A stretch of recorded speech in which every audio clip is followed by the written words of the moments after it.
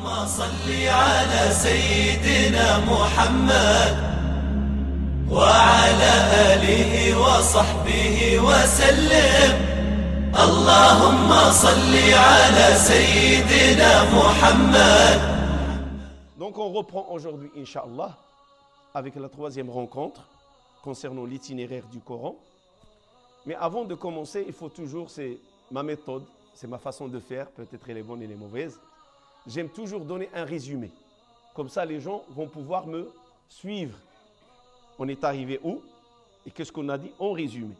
Et puis, on va continuer, Inch'Allah. Donc, on a commencé avec, à la révélation, les Qurayshites, ils ne se donnaient pas beaucoup d'importance à l'écriture. Ce n'était pas une préoccupation chez eux.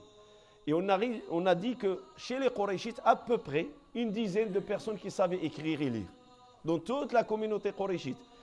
Au moment de la révélation, selon les historiens, il n'y en a qu'une dizaine qui avaient ce privilège de savoir lire et écrire. Comme on a dit, que l'écriture et la lecture, ce n'était pas une préoccupation au sein de la communauté Qurayshite. Ce n'est pas une préoccupation. On a vu que le prophète sallallahu alayhi wa sallam a consacré tous ses efforts à enseigner le Coran, et tous ses efforts, ils étaient autour du Coran pour l'enseigner aux compagnons. Et de là, certains compagnons, ils ont commencé à s'intéresser à l'écriture.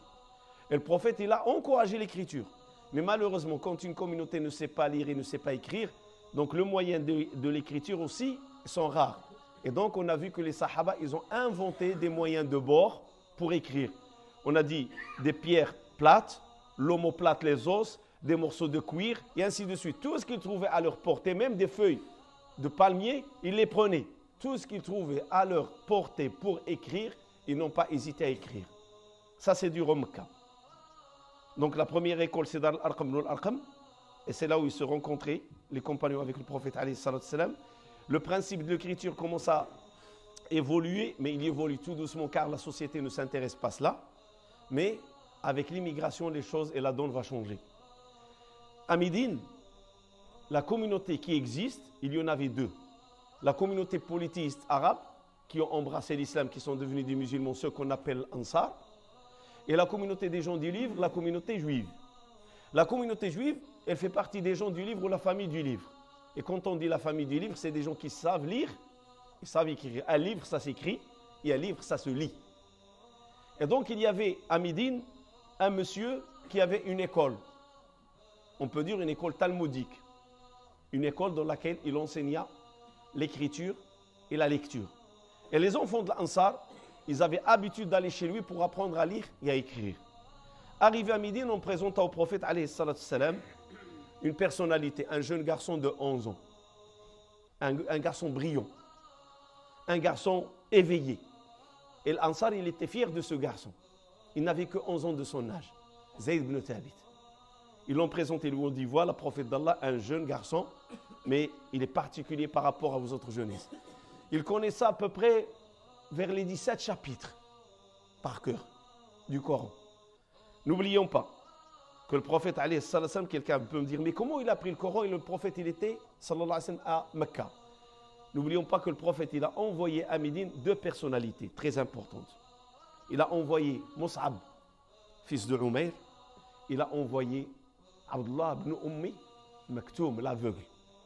Ces deux personnalités, ils avaient comme rôle à enseigner et apprendre aux Médinois la religion, le Coran, la pratique de l'islam. Et donc, à travers ces deux, ce jeune garçon, Zayd ibn Thabit, il a appris plus qu'une dizaine, presque une vingtaine de chapitres. Le prophète l'a entendu lire, il était attiré par sa lecture. Et il lui a dit, j'aimerais bien que tu apprends aussi l'hébreu. Lire et écrire l'hébreu.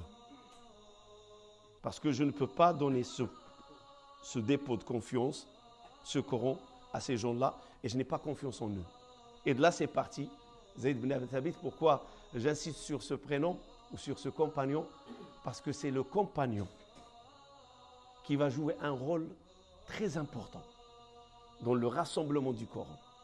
Donc regardez la mission, à quel âge il l'a pris, à quel âge il est devenu responsable. Il avait 11 ans. Il va commencer à s'intéresser à rassembler le Coran. Au point que le prophète sallallahu alayhi wa sallam va lui permettre d'habiter à côté de la mosquée. Et chaque fois que le prophète avait besoin de lui, et il reçoit de la révélation quand il était à Médine, il était à la mosquée, il dit rappelez-moi Zayd. Et rappelez-moi Zayd, Zayd il était juste à côté. Donc c'est facile qu'il va rejoindre le prophète alayhi salam. Les choses ils ont continué à être ainsi. Zayd il va consacrer sa vie durant la période de 10 ans en compagnon le prophète alayhi salam à apprendre le Coran. Et effectivement il va apprendre les stin hizb. Donc jusqu'à la période médinoise, le prophète il est vivant sallallahu alayhi wa sallam. La préoccupation c'était écrire le Coran. Il y avait des écrivains, on a dit à la fin, ils sont arrivés presque à une quarantaine. Regardez cette umma, comment il est devenu. D'une umma au début, ils sont peu qu'à d'écrire le Coran. À la fin, il y en a une quarantaine. Retenez ce nom de ce compagnon, de ce jeune compagnon, Zayd ibn Thabit. Et beaucoup parfois, les frères me posent la question pour apprendre le Coran, comment faire. Je vous l'ai dit, Zayd ibn Thabit, il a commencé à 11 ans, il a fini à 21 ans. Et donc, un compagnon du Coran pendant 10 ans. Il s'est chargé de cette mission après la mort du prophète alayhi salam. Et là, les choses vont tourner mal. Vont tourner mal chez les tribus arabes. Ils vont saisir l'opportunité et 3 événements auxquels il doit faire Abu Bakr. 3 événements qui sont d'un danger imminent.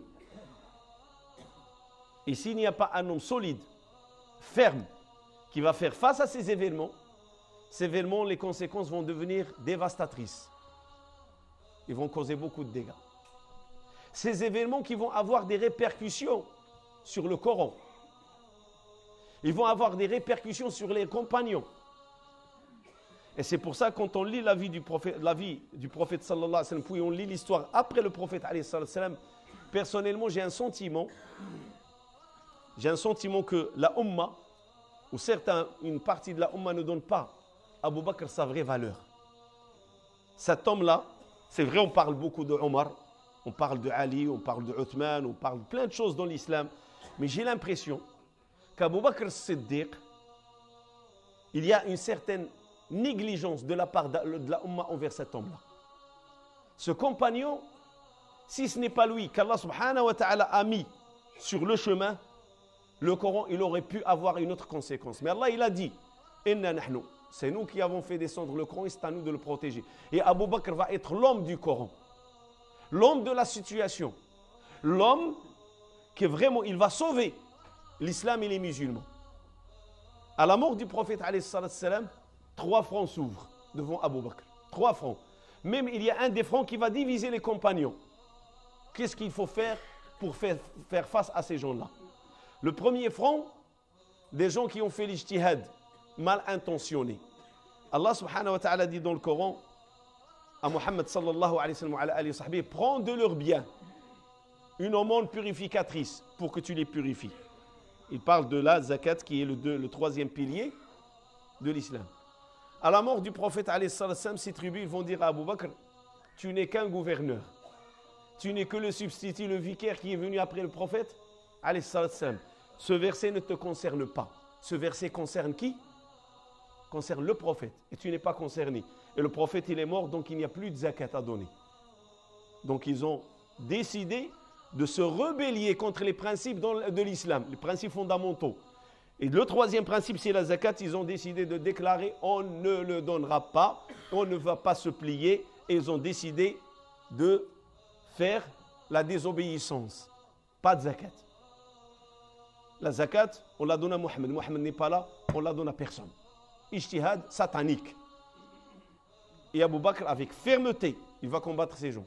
Je dis pourquoi il a divisé, il a failli diviser, c'est que Omar, il a dit négocier avec eux. Omar, radiallahu anhu, il a dit à Abu Bakr, négocier avec eux. Et Abu Bakr va être sévère avec Omar. Il dit, écoute-moi, par Allah, s'il retire une patte, ou un panier qu'ils ont habitude de donner au prophète comme zakat, je vais les combattre jusqu'à ce qu'ils vont se plier, ils vont le donner comme ils le donnaient au prophète alayhi salatu salam. Et il a dit, j'ai entendu le prophète dire, Allah m'a ordonné de combattre les gens jusqu'à, et il a cité les 5 piliers de l'islam. Il a dit, et la zakat, elle fait partie du droit de la ilaha illallah. Celui qui dit la ilaha illallah, il est obligé de donner la zakat. Voilà le premier front. Deuxième front, des tribus arabes qui vont décider de renoncer purement et simplement à l'islam. Mohammed, il est mort, sallallahu alayhi wa sallam, il n'y a plus d'islam.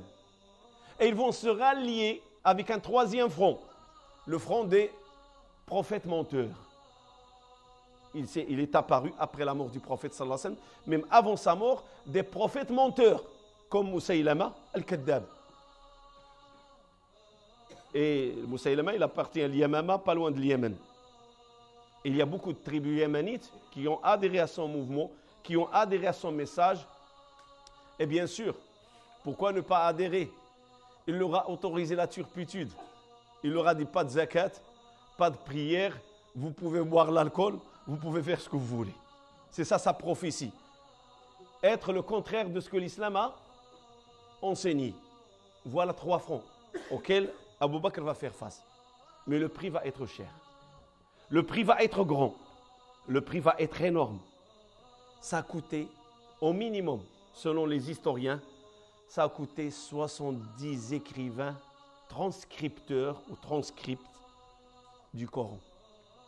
Ça a coûté 70 compagnons qui connaissaient le Coran par cœur. Je vous citerai un seul. Dont le prophète, il a fait une décoration.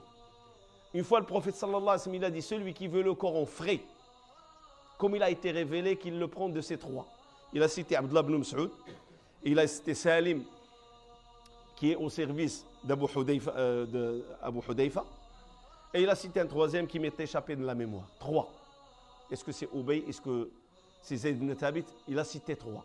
Celui qui veut le Coran frais, qu'il le prend de un de ces 3. Et Salim, qui était un serviteur, qui était l'élève du maître Abu Hudayfa, et si vous savez c'est qui Abu Hudayfa, il va être parmi les martyrs de cette bataille. Et donc, le constat, il est flagrant. 70, le minimum, je vous ai dit 70, d'autres historiens rapportent le nombre à 400. D'autres, ils disent 300, mais je vous citais le minimum.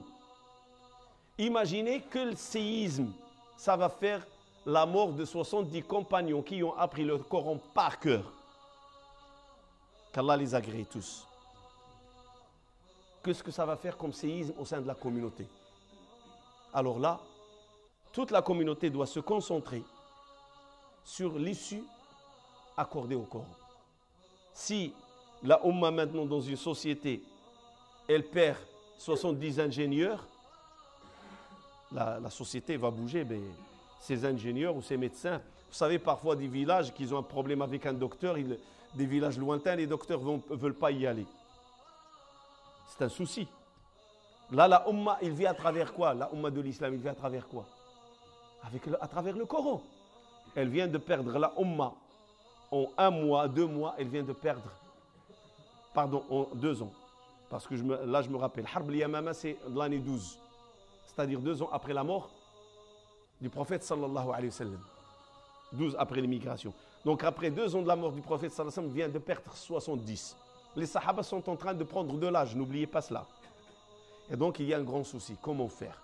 Donc, la mort de 70, on a dit certains historiens, ils ont ramené 400. Alors, Omar, pour vous dire que les sahaba tous, ils pensent, le souci qu'ils ont dans l'esprit, la préoccupation, c'est l'islam. Et l'islam, il tourne autour de quoi? Autour du Coran. Alors Omar, il est venu voir en courant, quand il a appris la nouvelle, surtout la nouvelle de mort de Salim. Il est venu voir Abu Bakr Siddiq, lui a dit, fais quelque chose, urgent. Dois-je faire quoi? Rassembler le Coran.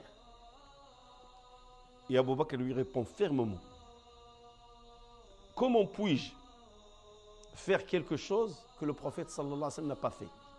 Comment tu me demandes de faire quelque chose que le prophète n'a pas fait? Et Omar, il répond avec une seule phrase.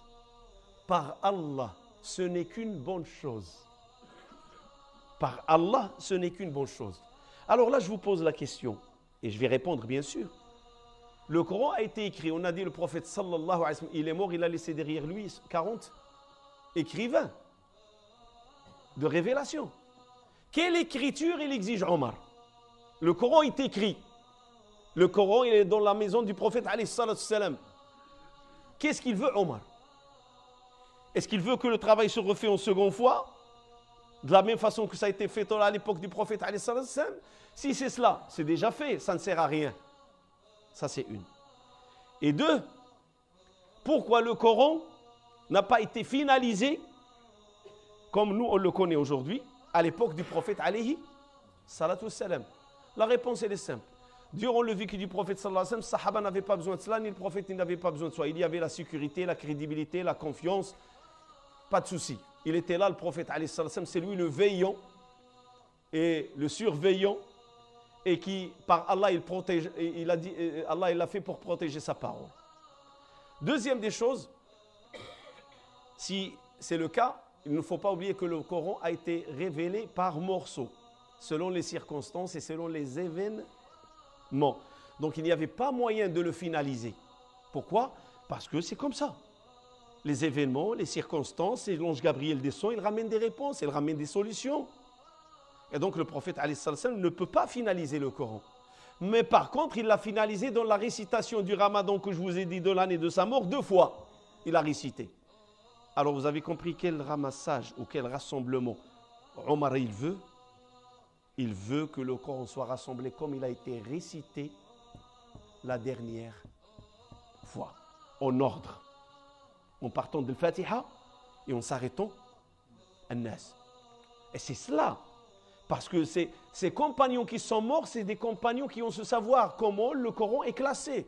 Les versets, il commence par quoi, il finit par quoi? Qu'est-ce qui a été abrogé et disparu d'écriture? Qu'est-ce qui a été abrogé et resté écrit dans le Coran? Ce savoir, c'est les compagnons qui l'ont. Et donc, Omar, il a fait pression sur Abu Bakr. Pas pour refaire le travail du prophète, alayhi salatu salam, non. Faire le travail que le prophète n'a pas fait, alayhi salatu salam. Et là, Abu Bakr lui a dit, comment tu me demandes de faire quelque chose que le prophète n'a pas fait? Et la réponse d'Abu Bakr, Wallahi, ce n'est qu'un bien. Wallahi, ce n'est qu'un bien. Fais-le, c'est une bonne chose. Ceci dit, on va essayer de vivre avec ce n'est qu'un bien. Donc, revenons, ce n'est qu'une bonne chose. C'est quoi cette bonne chose? C'est bien la Ummah, il a une qualité, la Ummah musulmane. Quand tu me dis halal, haram, je te dis c'est quoi l'argument, c'est quoi le dalil?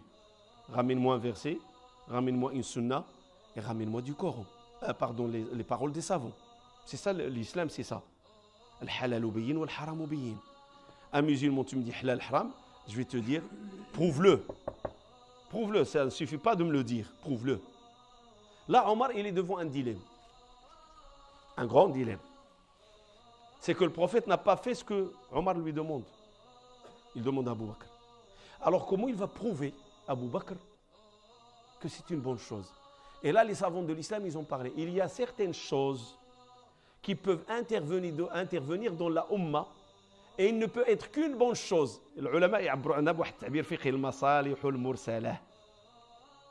Les intérêts dans lesquels il n'y a pas d'argument du Coran et de la Sunna, mais ce sont des choses dont la Ummah il a besoin et ne peut être qu'un bien pour la Ummah. Et c'est ça ce qu'il a fait Omar. Il dit c'est un bien. Et il va développer. Il va développer quoi? Il va développer, regarde, là on a perdu 70. Bi'r Ma'ouna, on a perdu 70. À l'époque du prophète sallallahu alayhi wa sallam, il y avait 70 hafid du Coran aussi, ils étaient trahis, ils étaient tués. Là c'est 140. Là il y aura d'autres fronts qui vont être ouverts. L'islam va se répandre. Il y en a sûrement ceux qui ne vont pas être contents de l'islam qui se répandent. Donc ils vont lui faire face. Qui doit protéger l'islam? L'islam à l'époque, il n'y a que les compagnons. Il ne faut pas croire. Là je vous parle de l'époque d'Abu Bakr. Ceux qui vont prendre la responsabilité et la charge de défendre l'islam et de le répandre, ce sont les compagnons. C'est à l'époque de Omar et de Uthman et de Ali qu'il y aura les tabi'in. Là, à l'époque d'Abu Bakr, c'est les compagnons. En premier lieu, en premier front, la première ligne. Et donc, Omar, il a vu loin. Donc, aujourd'hui, 70. L'année prochaine, encore 70 ou 100. Et ainsi de suite, et ainsi de suite. Et l'islam va se répandre et les gens vont se retourner vers le Coran. Ils ne vont rien trouver de finalisé. Le Coran doit être finalisé. Comme il a été récité au dernier Ramadan par le prophète alayhi salatu wassalam. Et là, il arriva à convaincre Abu Bakr Siddiq. Et une fois que Abu Bakr Siddiq a été convaincu, il a décidé de prendre la mission lui-même et de la surveiller lui-même et de faire le procédé lui-même. Mais là, ils vont appeler qui? Zayd ibn Thabit. On retourne vers le jeune garçon, le jeune homme, Zayd. Donc voilà la mission à laquelle il va se charger. Zayd ibn Thabit, c'est une grande mission, elle n'est pas légère, elle est très difficile. Alors ils l'ont rappelé. Une fois qu'Abu Bakr a été convaincu par Omar ibn Khattab que c'est une bonne chose, il faut la faire, il faut prendre le courage, sauver la Ummah avant que les Sahaba meurent et les gens qui vont venir ne vont pas trouver le Coran finalisé. Une fois que Allah subhanahu wa ta'ala a apaisé le cœur d'Abu Bakr, alors il va convoquer qui? Zayd. Alors il va lui dire, tu viens. Ils vont lui dire la même chose. Cette fois-ci, Abu Bakr va lui dire, voilà ce qu'on veut de toi. Pour vous dire que Sahaba ils pensent de la même façon. Zayd il va répéter la même parole qu'Abu Bakr Siddiq. Comment pouvez-vous me demander quelque chose à faire que le prophète n'a pas fait, sallallahu alayhi wa sallam, finaliser, structurer tout cela. Alors ils lui ont expliqué les mêmes arguments qu'a présenté Omar Abu Bakr, les mêmes arguments qu'il va présenter Abu Bakr à Zayd. Voilà ce qui en est. On a déjà perdu 140, Bir Ma'ouna, Yamama, et il y en a d'autres, et Salim, je vous ai dit, c'est une grande perte. Salim, Mawla Abi Hudayfa, c'est une grande perte. Donc on ne veut pas en perdre plus, il faut sauver la Ummah, faire quelque chose pour la Ummah. Il ne faut pas que la Ummah se diverge sur la parole d'Allah subhanahu wa ta'ala. Jusqu'à ce qu'ils vont le convaincre. Et effectivement, lui aussi, son cœur s'est apaisé, il a accepté. Alors ils lui ont dit, voilà, tu es un jeune, tu es un homme, tu es sage, et on ne t'accuse pas dans ta religion, tu es crédible. Voilà 3 qualités. Homme, jeune, sage, non discrédité, tu es crédible. Plutôt 4. 5e règle qui va confirmer son statut, et tu avais l'habitude d'écrire la révélation pour le prophète. Tu étais son écrivain le préféré. Donc tu as la tazkiya du prophète alayhi sallam. Alors ta mission c'est suivre les versets et les chapitres et les rassembler quand tu les as entendus le dernier Ramadan. Il répond, il dit par Allah, s'il m'aurait demandé de déplacer une montagne, je vais trouver cette tâche plus légère que de finaliser et rassembler le Coran. C'est une grande mission, c'est la parole d'Allah. La peur, la faille, l'erreur, la peur. Mais tout cela, il faut le structurer pour qu'il n'y ait pas de faille, pour qu'il n'y ait pas d'erreur. C'est quoi la structure? Donc c'est quoi la structure? Et là, Abu Bakr, je vous ai dit que c'est un homme d'acharnement. C'est vrai, l'idée est venue d'Omar, mais regardez, Abu Bakr il a combattu ceux qui ont voulu renoncer à l'islam. Et là, Abu Bakr, c'est lui qui va gérer la situation. Il va lui dire, écoute, je vais faire l'annonce. Et Omar, il va faire l'annonce. Oh les gens, celui qui a écrit quelque chose du Coran, il a possède chez lui, ramenez tout ce que vous avez chez vous. Et lui et Omar, ils se sont assis devant la porte de la mosquée du prophète alayhi salam. Tous ceux qui rentrent, ils ramenaient des os, des pierres, des feuilles de dattier, peu importe, un morceau de cuir. Celui qui a écrit quelque chose, qu'il l'a ramené. Ils ont rassemblé le tout. Alors il lui a dit, tu n'acceptes que par 2 témoignages.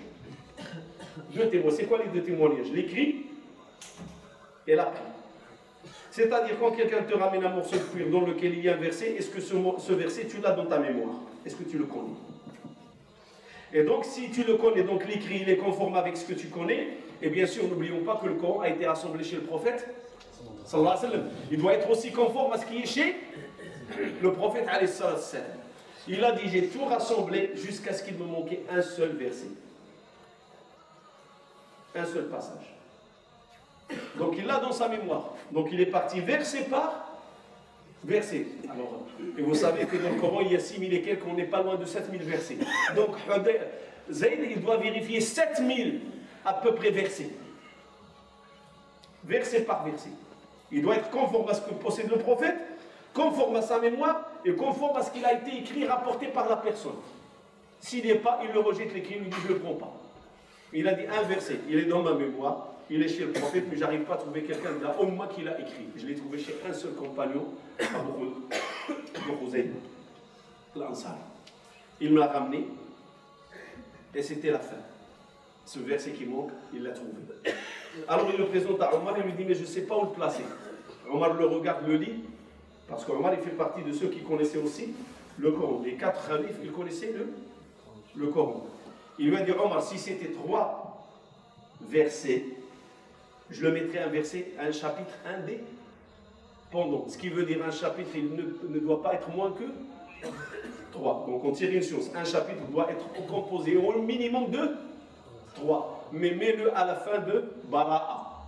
Laqad ja'akum rasoul. Pourquoi? Parce qu'il commence Bara'atun min Allah et il finit par Laqad ja'akum rasoulun min anfusikum.